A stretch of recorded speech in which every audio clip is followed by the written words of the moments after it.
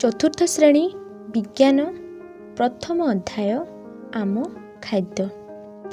राजू नामक एक पिलाटीए दिने हठात राजूर देह खराब हेबारु से बापांक सहित डाक्तर पाखकु गला। डाक्तर बाबू ताको देखि कहिले, राजू तुम देहरे खाद्यर अभाव अछि जहाँकि तुमको दुर्बल करि देछि। उत्तर रे राजू कहिला, डाक्तर बाबू मु तो सबु खाद्य खाऊची हेले मो देह दुर्बल काहेकि?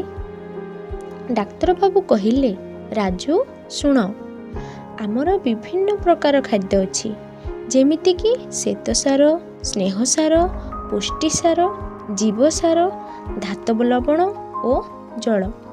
श्वेतसार जातीय खाद्य खाइले आम शरीर को शक्ति मिली थाए। यह साधारणतः भात, रुटी, आलू, चूड़ा, सुजी, कदली, मक्का, गाजर इत्यादि मिलू थाए। ठीक सेहीपरि स्नेहसार जातीय खाद्य खाइले आम शरीर चिकण और चर्बी वृद्धि होता है। यह साधारणतः नड़िया, सरिष, राशि, चिनाबादाम, घी, तेल, लहुणी इत्यादि मिलू थाए।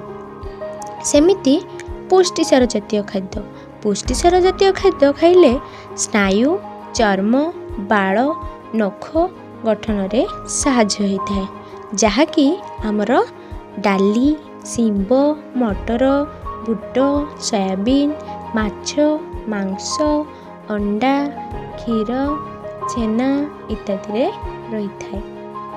सेहीपरि जीवसार, आमे एही जीवसार को साधारणतः विटामिन बोली जानी थाउ। एही विटामिन आम शरीर रे रोग प्रतिरोधक शक्ति बढ़ाइबारे साहाय्य करे। यह साग, लेंबू, कमला, करमंगा, जामुकोली, कंचलंका, अळा, क्षीर इत्यादि पूरण होता है। हठात रे राजू पचारिला, डाक्तर बाबू हेले धातव लवण कौन?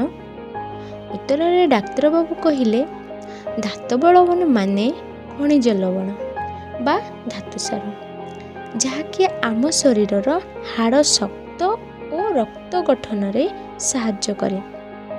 यह साधारणतः मक्का, मांडिया, चुनामाछ, मूला, क्षीर, पिजुली इत्यादि रे बहुल परिमाण रे रही थाए। ठीक सेहीपरि जल।